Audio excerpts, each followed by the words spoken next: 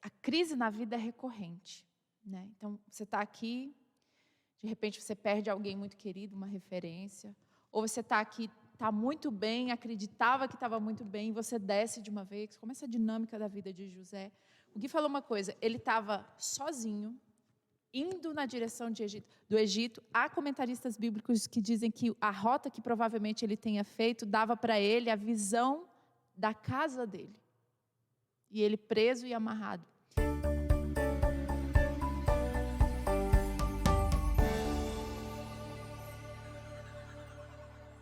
Boa tarde, amigos. O Sala 1 está de volta. Que bom ter você aqui conosco para o comentário da lição. Nós estamos aqui com a professora Ana Kelly, com o nosso amigo Guilherme Carrijo também. E nós, mais uma vez, iremos recapitular a nossa lição.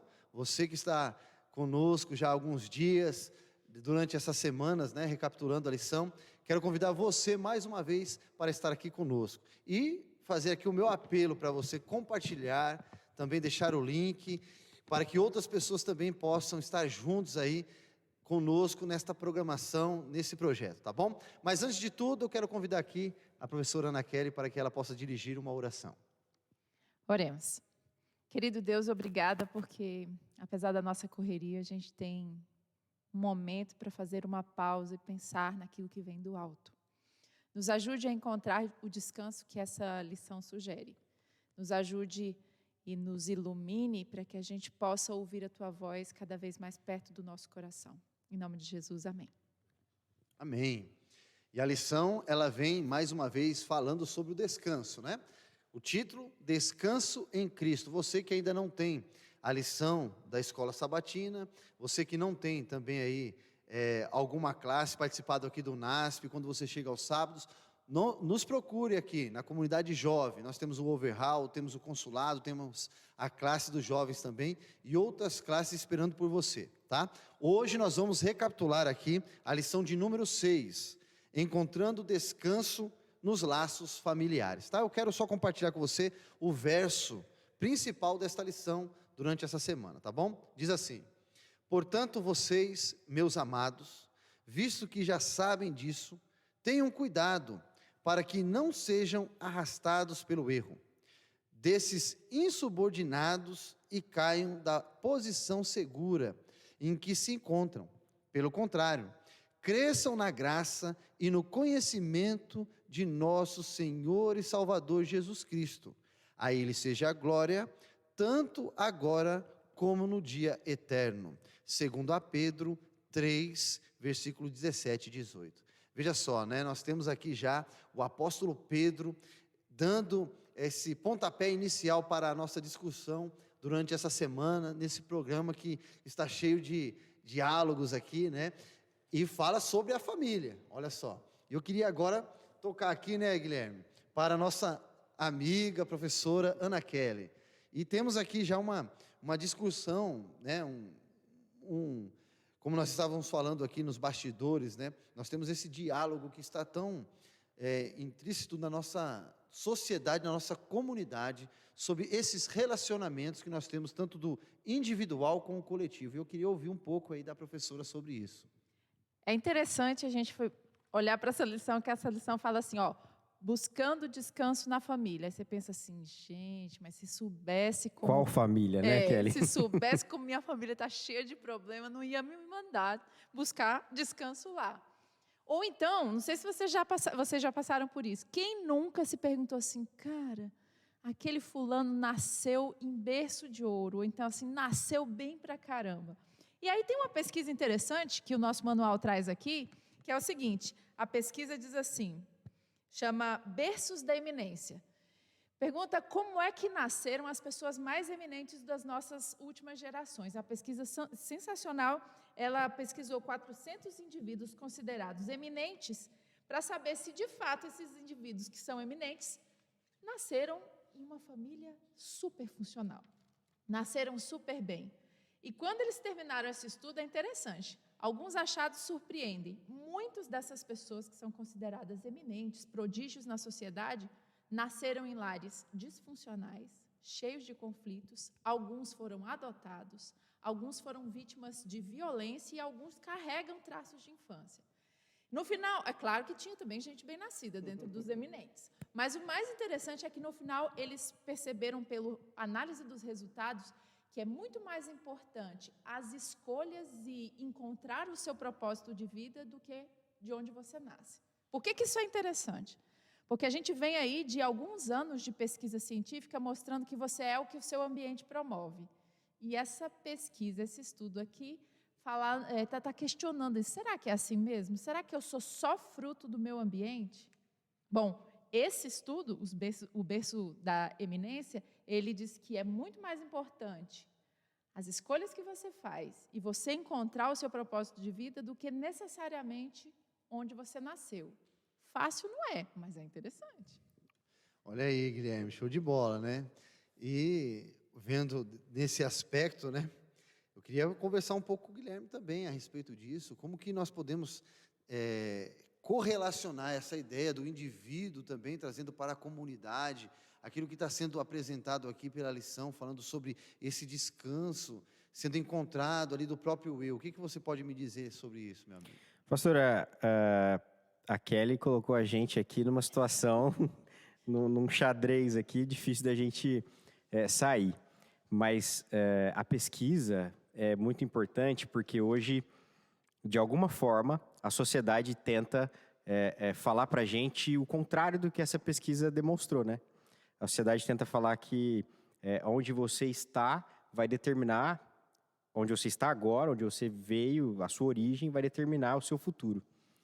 E sendo que a história bíblica, por diversas vezes, demonstra o contrário, e essa pesquisa, né, também acabou de explicar que não é bem assim.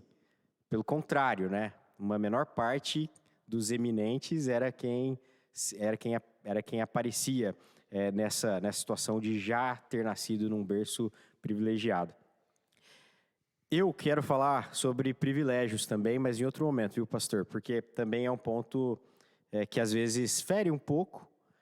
Às vezes a gente tem alguns preconceitos quanto a isso, mas a gente precisa se desfazer de todos os preconceitos para entrar num debate como esse. Porque não é problema algum eu ser privilegiado de ter conhecido a Cristo. Olha que beleza. É um privilégio. E aí, às vezes, a gente tenta taxar que privilégio, de alguma forma, é algo negativo. Mas, entrando no tema, eu já falei demais aqui, entrando diretamente no tema da nossa lição, a gente não escolhe o lugar que a gente nasce. A gente não escolhe a família que preparou o Guilherme para nascer. Mas, como a Kelly bem comentou, bem pontuou, a gente escolhe, a partir de então, o que fazer. A nossa intenção e a nossa vontade de tomar determinadas escolhas. Bom, foi assim que aconteceu na vida do primeiro personagem que a lição traz, né? José. E eu não sei como o pastor vai querer falar, se eu já entro aqui no assunto, mas José, ele nasceu num lar totalmente disfuncional.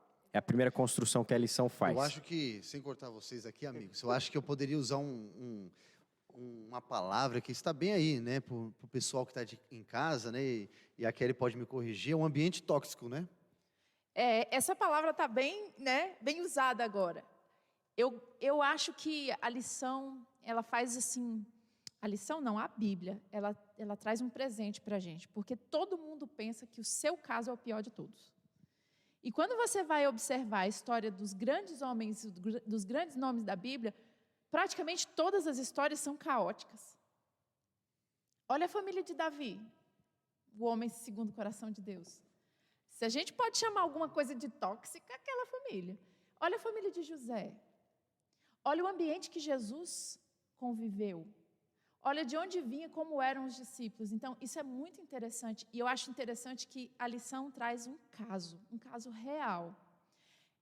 Você falou aqui, eu vou só puxar um gancho. Esse mundo onde a gente tem méritos, privilégios, de fato isso é difícil. Por exemplo, você pega um garoto que nasce em uma comunidade muito complicada, com exemplos muito complicados, em uma família muito disfuncional, você olha e fala assim, você não vai dizer que esse menino tem as mesmas condições de um menino que nasceu numa família funcional. Mas a Bíblia traz, na situação de José, um sopro de graça, que apesar da família disfuncional, a graça chegou em José. E ela chega em todo mundo. Era uma baita de uma família disfuncional e geneticamente falando, isso vinha já de gerações. Sim. Pega Abraão, a família de Jacó era uma bagunça, gente. Se você ler a história toda, você vai perceber que ela era cheia de panelinha, né? Uma família cheia de panelinha. Tinha o grupo de Lia, tinha o grupo de Raquel, enfim, era uma família extremamente complicada. E ali haviam muitas feridas. Feridas geram pessoas que ferem. Mas não só isso. Não, e Kelly, você chegou no ponto principal, porque é o que a graça é por sua característica. Ela age, ela atua apesar de. Apesar de, a gente recebe a graça. Apesar do Guilherme ser quem ele recebe a graça e Deus purifica, e Deus perdoa e oferece um futuro diferente. Então, a graça de Deus, com certeza, ela atinge a todos que quiserem, independente da situação, independente de como isso foi formatado. Não me entendam mal. É óbvio que quem nasce num lugar de extrema pobreza, ele vai ter mais dificuldade a acessos de escola, de universidade. Sim, isso é um fato. Mas não para aí, né? Mas não para aí. Isso é sensacional. Não para aí. Ó, aqui a gente tem um ponto importante para a gente falar. Existe o peso da carga genética, sim. Se a gente for, por exemplo, transtornos de humor, transtornos depressivos, transtornos de personalidade, todos eles têm o seu potencial genético. Mas a graça de Deus faz com que a gente não pare aí. Isso é fantástico na história de José. Eu queria trazer também uma pergunta, talvez que os nossos amigos que estão nos acompanhando podem depois fazer aí em casa também, uns para os outros, né? Mas foi uma pergunta que veio aqui para mim, né? Essa questão, por exemplo, que nós abordamos durante a lição, veio falando ali de Abraão com as suas 2 esposas, assim dizendo, né? E esta relação, essa correlação deles, trazendo, por exemplo, alguém de fora para o seu relacionamento, né? E ali teve no nosso bastidor a pergunta, né? As feridas causadas nas relações mais íntimas são as mais dolorosas? Ah, sem dúvida. Olha só, a intimidade é uma necessidade humana.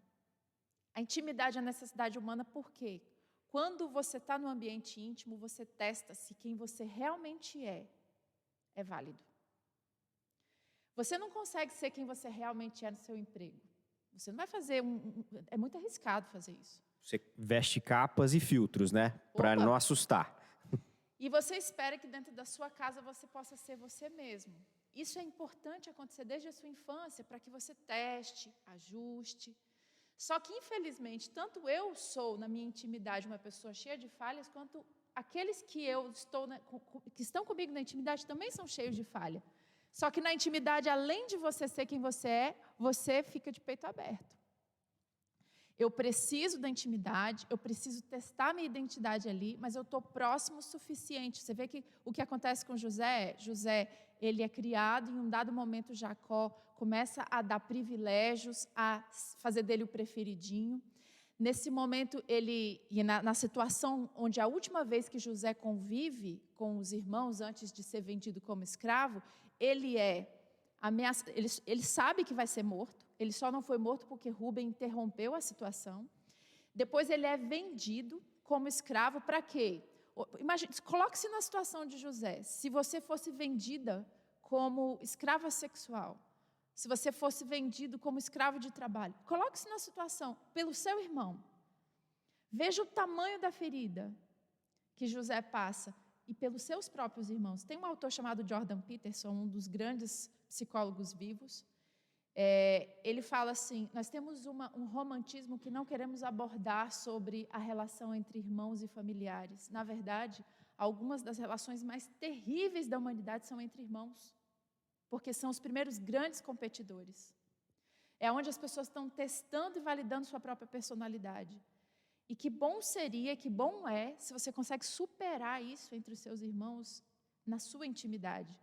Então, na nossa intimidade, além de tudo que a gente passa, os nossos queridos familiares nos machucam e ainda dizem que a culpa é nossa. Exato. Esses ambientes, né, como foi falado aqui, né, Kelly?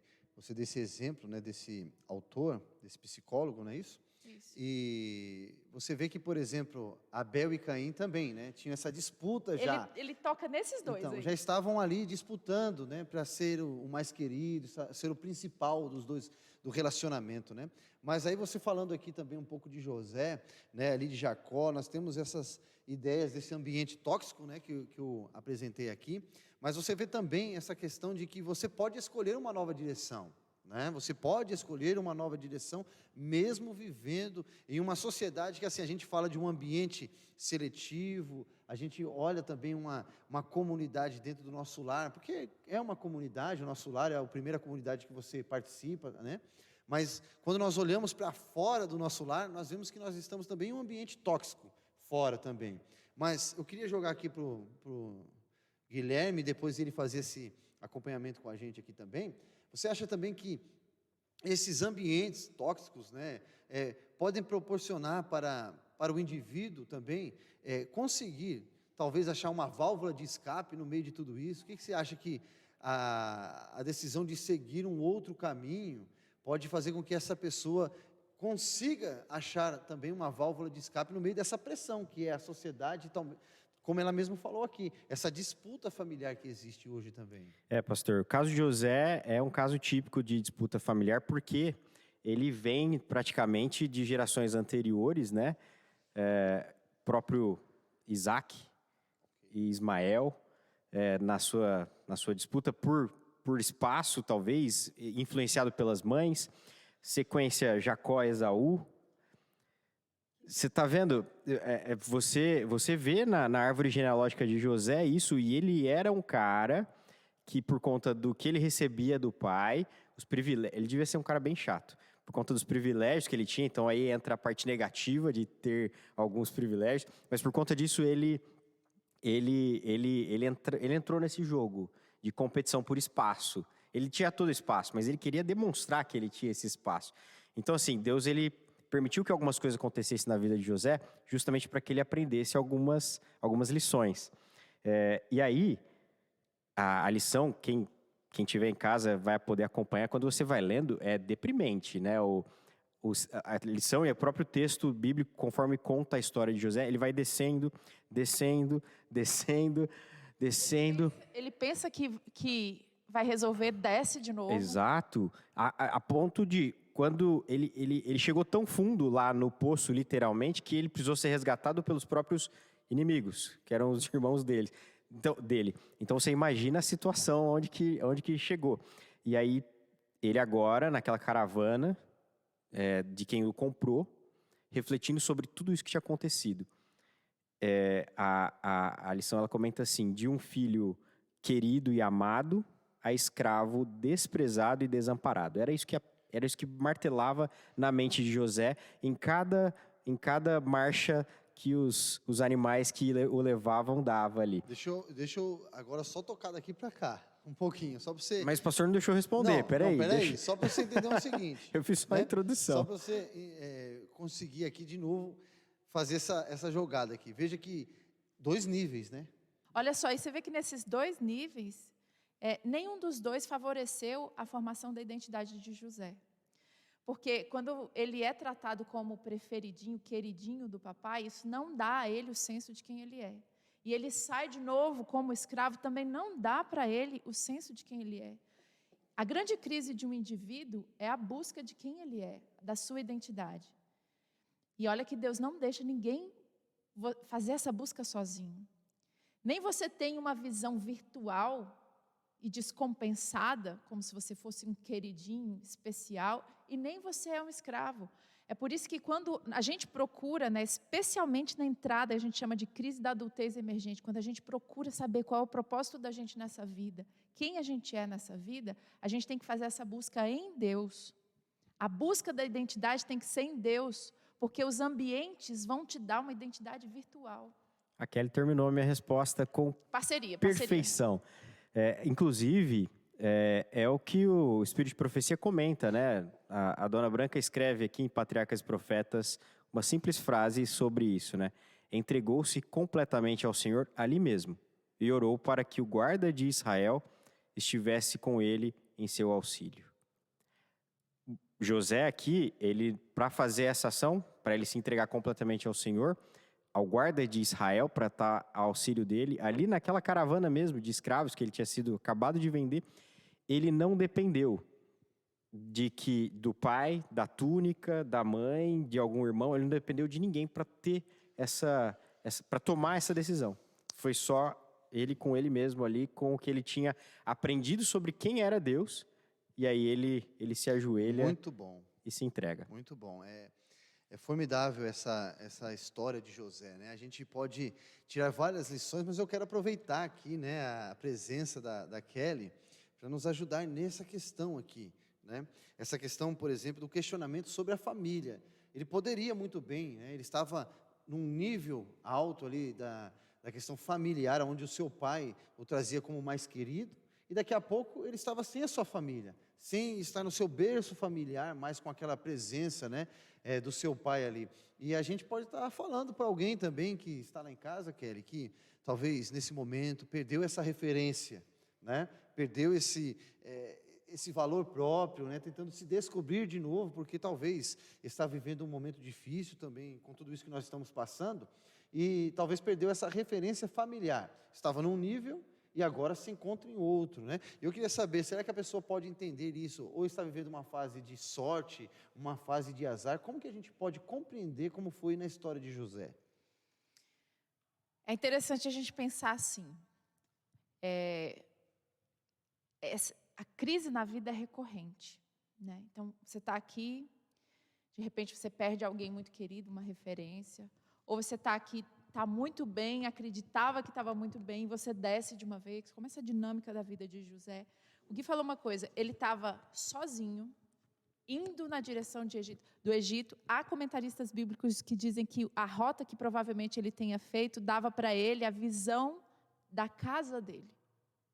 E ele preso e amarrado. Se você mais uma vez olhar, você vai ver que ele tinha tudo para ele se tornar cínico em relação à vida. Dizer, olha, a vida não me favorece. Né? Existem pessoas que dizem assim, que sem Deus, muitos autores dizem assim, a vida deveria ser uma busca plena de prazer e com a mente embebedada. Olha que coisa triste. Só que não é assim que funciona a nossa mente. E não foi para isso que Deus fez a gente. Com o movimento, a vida se reajusta. Com o movimento, a vida se reajusta. Se naquele momento José tivesse deixado a repetição de pensamentos, eu vou chamar de pessimista, mas, por exemplo, olha, Deus não se lembrou de mim. Eu fui injustiçado. Os seus pensamentos acumulam em você um sentimento progressivo. Você não escolhe quem você vai ser só na ação, você escolhe quem você vai ser e como você vai ser no seu pensamento, no pensamento que você alimenta. Só que a gente não fica só no mundo do pensamento. Então você perdeu alguém, você perdeu o seu emprego, você teve uma ruptura muito grande, você está se sentindo perdido, desnorteado, você precisa retomar o movimento, você precisa dormir, acordar de manhã, você precisa repovoar os seus pensamentos. Você precisa reocupar aqueles espaços que ficaram vazios. De preferência com a palavra de Deus, porque é de onde você veio da palavra de Deus e é para lá que você deve voltar. E você deve colocar movimento. Se o que você faz todos os dias de manhã, depois que você faz o seu devocional, é fazer uma caminhada, caminhe. Se o que você faz é limpar sua casa, seu quarto, limpe.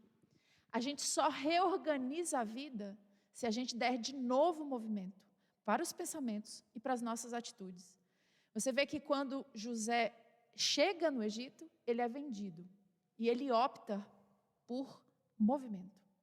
Ele opta por ocupar o pensamento dele com os pensamentos que foram ensinados para ele como coerentes. Ele ouviu Jacó falar sobre a escada. Há uma escada para ser subida, há um Deus que te espera. Então, ele povoa os seus pensamentos com isso. E ele opta por trabalhar. E trabalhar bem pra caramba. Ele trabalha bem mesmo. Tanto é que ele se destaca na casa de Potifar. Perdeu? Você se perdeu? Permita que o movimento... Né? Eu gosto muito da frase, eu trago ela comigo há muito tempo. É no andar da carroça que as melancias se organizam. É no andar da carroça que as melancias se organizam. Só que aí são dois movimentos, é o movimento do pensamento e é o movimento da minha ação. Essa ideia, né, agora já tocamos na parte ali, né, de José na casa de Potifar, mas eu queria trazer de volta aqui essa ideia de como Deus nos vê. Entendeu? Isso, pastor. Eu ia fazer um gancho aqui do que a Kelly estava Entendeu? falando, antes de a gente sair desse assunto, porque eu acho que o tempo vai ser até pouco, viu? Depois a gente vai ter que dar uma acelerada lá. Mas é fantástico isso que a Kelly estava comentando, principalmente quando a gente entende essa noção de valores que a lição tenta ensinar para a gente. Isaías 43:1 fala que Deus nos conhece pelo nome. E eu vou ler aqui João 15:15 para vocês, que fala o seguinte, aqui ó. Já não vos chamo de servos, porque o servo não sabe o que faz o seu senhor. Antes tenho-vos chamado de amigos, pois tudo o que ouvi de meu Pai vos tenho dado a conhecer. Essa é uma frase que o próprio Jesus fala. Na minha Bíblia está aqui em vermelho, como eu já expliquei em outras lições, porque é a fala de Jesus transcrita para a Bíblia. José, ele conhecia Deus. Ele sabia que esse Deus que ele conhecia, o Deus dos pais dele, o conhecia pelo nome. Ele não era só mais um aleatório. Então ele entendia qual era o valor que esse Deus que ele conhecia dava para ele no nome dele. Nesse aspecto, a história muda, porque ele sabia também que a força não vinha dele. Essa força do movimento que a Kelly estava comentando, essa força é para quebrar a inércia, para sair do espaço onde ele estava, buscar uma nova realidade de vida. Ele sabia que não vinha dele, sabia de quem o conhecia pelo nome. E não era só mais um, mesmo naquela carruagem, mesmo naquele carro de escravos indo para o Egito. E aí, o tempo todo o inimigo tentando desvalorizar José. Quando você vê José chegando nessa comitiva no Egito, ele é vendido pelos ismaelitas, que eram tios tataravós dele. Fala assim, poxa, nem a minha família, que era minha inimiga, me quer mais. Já fui vendido de novo para ser um outro tipo de escravo. Era o máximo da pressão e do inimigo para desvalorizar quem José era. Mas ele, desde o momento em que ele fez aquele acordo com Deus, que ele se entrega, ele já começou um processo de perdão e de descanso. A gente vai explorar um pouquinho mais desse assunto daqui a pouco. Enfim, chegamos na casa de Potifar, quando José então é vendido pelos ismaelitas para Potifar e os seus ali. Nós vemos que isso que a professora Kelly está falando, né, ela trouxe uma consequência, né, porque ele estava num nível, ele caiu ali para aquele nível mais baixo, né, tanto que foi parar num poço. Daqui a pouco ele, como foi bem explanado aqui, ele começou a se desenvolver onde ele estava, subiu de novo um degrauzinho ali daquela escada que foi falado, né? Mas trouxe também um olhar de outros para fora, né? Por isso que de fora ali do seu relacionamento. Por isso que eu falei aqui um pouquinho aqui com o Guilherme também, trazendo um pouquinho aqui, e o pessoal que está em casa, né? Geralmente acontece isso, né? Quando você começa a subir degraus e a sociedade está olhando para você, né? Também no seu círculo, da sua comunidade. Não tem como evitar.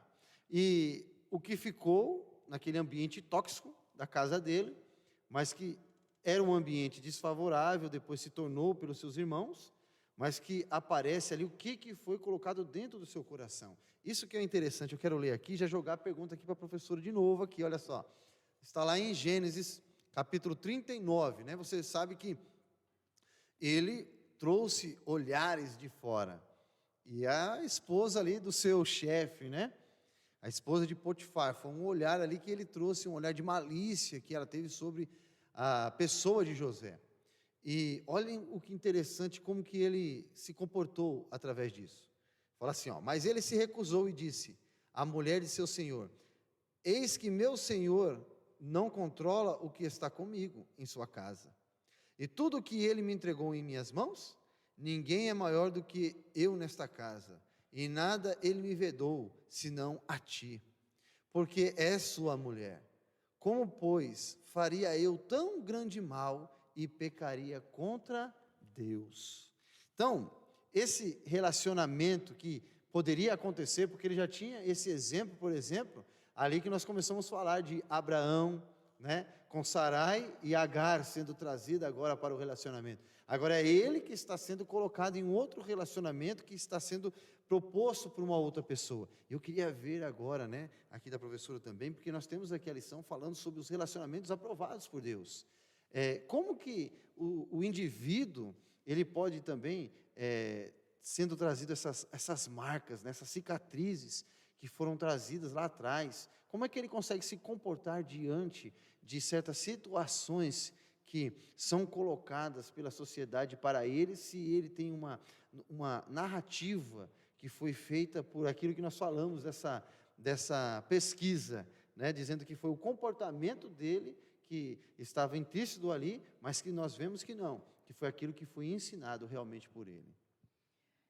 Quando José olha para a mulher e se recusa a ficar com ela, ele demonstra que ele já estava num processo de reorganizar a identidade dele.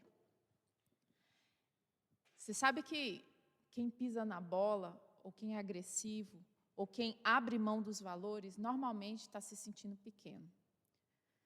Num contexto geral, você poderia olhar e falar assim, cara, quem está mandando ele ir para a cama é a chefe dele.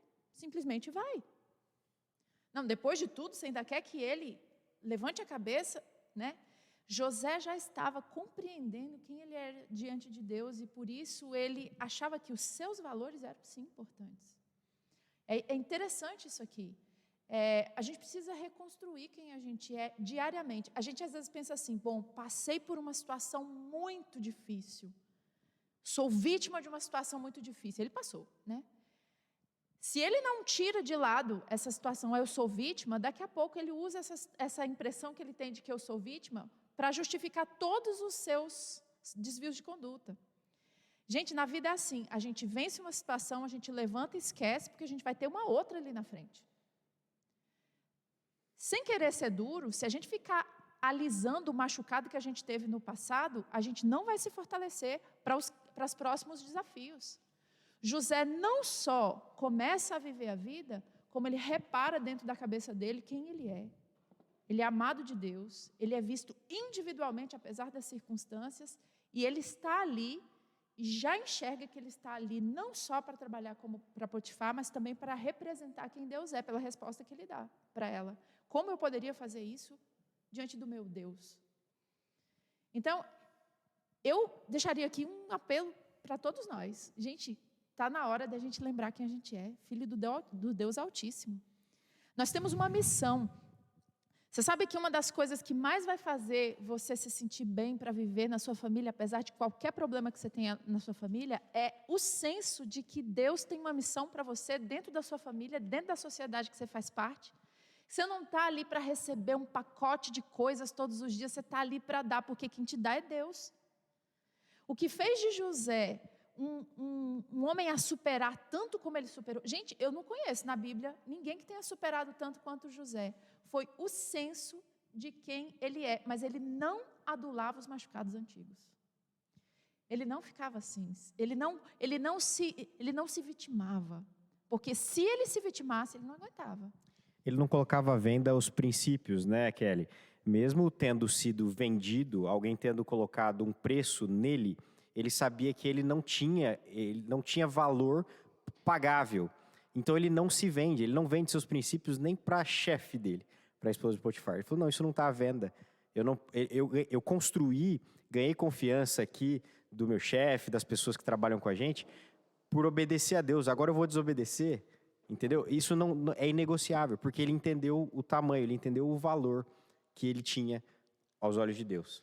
Muito bom. Infelizmente, o nosso tempo ele vai passando assim rápido, né?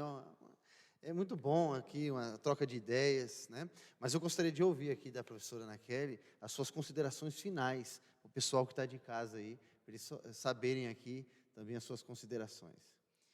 Olha, eu estou aprendendo, eu digo aprendendo porque essa lição aqui você não abandona ela de uma vez, não. Se for sábado que você estiver assistindo isso, volta lá, tem mais alguma coisa e mais alguma coisa. Mas o que eu estou aprendendo aqui? As nossas circunstâncias, vamos falar aqui na realidade, elas são difíceis. Mas você não é pouca coisa diante das suas circunstâncias. Mas a gente para aqui num ponto de fé. Nesse mundo, quem não tem fé fica num prejuízo muito grande. Porque José chegou em um momento onde ele não tinha nada. Mas ele se manteve digno até o ponto de chegar a ser o segundo homem dentro do Egito. E ele se manteve tão digno ao ponto de ele ser a razão de salvação da sua família. Porque lá na frente a gente vê que a família volta para ele. Deus estava preparando ele para muita coisa. Eu deixo um verso aqui, lindo. José tinha essa noção constantemente. Isso aqui é a base da fé dos grandes homens da Bíblia. Salmo 14, verso 2 diz assim: lá do céu, o Senhor Deus olha para a humanidade, a fim de ver se existe alguém que tenha juízo, se existe uma só pessoa que o adore. José se via como essa pessoa, adorador de Deus, razão do olhar de Deus. Deus olha para mim, Deus olha para você, Gui, Deus olha para você, pastor. Ele olha para você para te dar aporte daquilo que você precisa. Ele olha para você para contar com você para uma missão especial. Se você não consegue sentir, coloque seu joelho no chão, porque isso muda completamente a perspectiva da sua vida. Senhor, me ajude a perceber que o Senhor olha do céu para mim. Para mim. Muito bom. Guilherme, suas considerações, amigo? Devia ter sido ao contrário, viu, pastor? Porque as palavras ali da professora sempre surpreendem. Mas o que eu tenho para deixar aqui para a igreja, para os irmãos, enfim, é que a vida na Terra ela não é justa. A gente vai enfrentar injustiças constantemente em todos os lugares. Para todos os lugares que você olhar, você vai ver injustiça. E dentro da família não é diferente. As famílias, os relacionamentos, eles passam por essas imperfeições da injustiça da terra, da injustiça da raça humana caída. O que fazer com tudo isso? Bom, José, essa história que a gente acabou de receber maravilhosamente bem nesse bate-papo, é um sinal, é uma pista. Entendendo onde estamos, com intencionalidade e segurando na mão do Deus que a gente conhece, o poder e sabe o que Ele pode fazer, é possível mudar a situação. É possível, às vezes, aparentemente, humanamente falando, as coisas continuarem da mesma forma, mas a saúde emocional, a saúde mental, a influência muda, o aspecto muda, o ambiente muda onde você está envolvido e relacionado. No caso de José, mudou não só isso, não só o ambiente, mas ele ganhou confiança, subiu, virou o segundo homem no Egito. Isso pode acontecer hoje. Por quê? O mesmo Deus que José ajoelhou na caravana ainda, enquanto estava sendo vendido, e fez um compromisso de entregar a vida, é o mesmo Deus que hoje se coloca à disposição para que a gente ajoelhe, para que a gente entregue a nossa vida, e aí Ele vem nos abraçar, nos entrega a sua graça, mesmo sem a gente merecer, mesmo que a gente esteja lá no fundo de um poço. Amém, muito bom. Amém. E com você, amigo, para nós terminarmos aqui, queremos também deixar aqui as nossas reflexões finais. Veja que nós fizemos aqui uma linha do tempo. E você pode ver que durante todo o período da Terra, existiu rivalidades, ambientes tóxicos, mas eu quero referir a você nesta tarde ou o momento que você estiver vendo aqui a sala 1, de que o nosso maior inimigo, ele estava num ambiente totalmente favorável. E mesmo assim, lá no céu, ele deixou que o seu coração se tornasse um coração tóxico. E nós hoje estamos vivendo as consequências dessa decisão. Então, por isso, aqui, no final, a lição ela vem dizendo, né? Eis um exemplo a todas as gerações que vivem na terra. Deus será um auxílio presente e seu Espírito será um escudo. Que nós possamos realmente ser como José, né? Vamos ser um Zé, né? Nessa geração, onde é uma geração tóxica, onde o mundo tem se tornado cada vez mais difícil de se conviver. Mas que você possa achar o descanso favorável e o auxílio e o escudo em Cristo Jesus. Então, feche os seus olhos, abra o seu coração, vamos terminar com uma oração. Senhor Deus e Pai que estás no céu, a nossa gratidão é porque o Senhor tem nos dado a Tua palavra e nós podemos ver os exemplos aqui de homens, mulheres que permaneceram fiéis aos seus princípios, aquilo que foram apresentados a eles, Senhor. E eles obtiveram êxito enquanto o Senhor era o seu escudo e estava sempre à frente para os proteger. Então, por isso, ó Deus, nos ajude também, que nós possamos ver que a Sua mão também está estendida sobre a nossa vida, quando nós aceitamos a Jesus Cristo como nosso Salvador.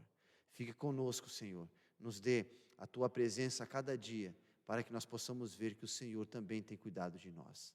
É isso que nós te pedimos e agradecemos, em nome de Jesus. Amém.